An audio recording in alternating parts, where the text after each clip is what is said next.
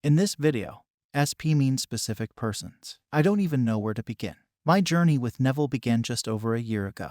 My SP had a complete nervous breakdown and was a different person afterwards. She didn't talk to me, didn't look me in the eye, and was incredibly distant. The negative vibrations were palpable. She has always dealt with mental health issues, and I won't go into depth about them here. It's not important to the story. The stress of the pandemic and the financial strains that came with it were too much for us both. She hit rock bottom, and same happened with me. In walks Neville. The journey of self-discovery and inner reflection is extremely hard, plain and simple. It's scary. It hurts bad. But I also knew if I wanted to take some sort of control of my fears, my finances, my children, and my SP, it was also unavoidable. It wasn't enough to just know that my thoughts and emotions created reality. I needed to know why. I believed the premise, but how and why? Many times I felt like that Charlie Day on Always Sunny meme with all the strings on the board. Like, what the FK is going on here? The world is huge and ancient, and people are weird and creative and beautiful. Some people are horrible humans but have somehow managed to have it all. Some are born into a living hell. Alan Watts and his lectures have been enlightening. Eckhart Tolle and his books have been essential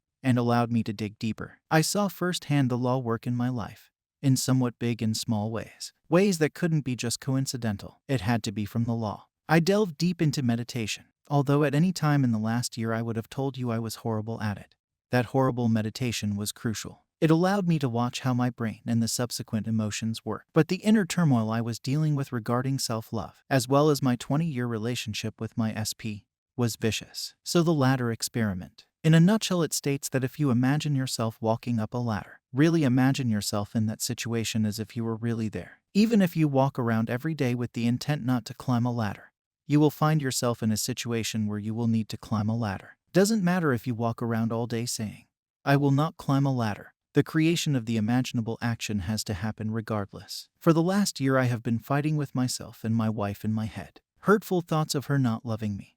Thoughts about the times we've hurt each other in the past. Thoughts that we aren't going to make it. These imaginal thoughts and feelings were so real in the quiet of the night and when I was alone. For the last year I've done everything in my power to be the person I think my SP wants. I've treated them with kindness, love, and respect. Again, I won't go in depth, but I have made every effort I could when I was around her to fix this. I will not climb a ladder. Last night my SP told me they don't want to work it out, that they don't love me. I fought tooth and nail, with everything I had, not to climb that ladder. And to my credit, I was able to hold off the inevitable for about 14 months. I woke up hurting, but somehow feeling freer, knowing I can take down the strings from the board. I might not have it all figured out, but I know how it works. I've had personal confirmation time and again. I've climbed the ladder. Now I gotta build a new one. Make sure you are aware of the ladders you are building in your life. You'll eventually have to climb it. Subscribe if you liked this video.